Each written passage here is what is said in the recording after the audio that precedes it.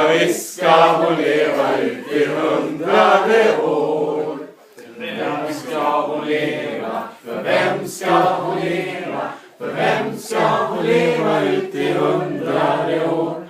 För oss ska hon leva, för oss ska hon leva, för oss ska hon leva ut i 100:e år. Hon lever, hurra! Hurra, hurra, hurra! Välkommen hem.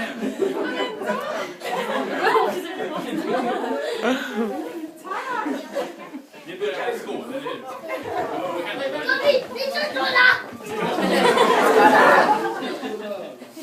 Där har du. Där. Nu är det färdigt.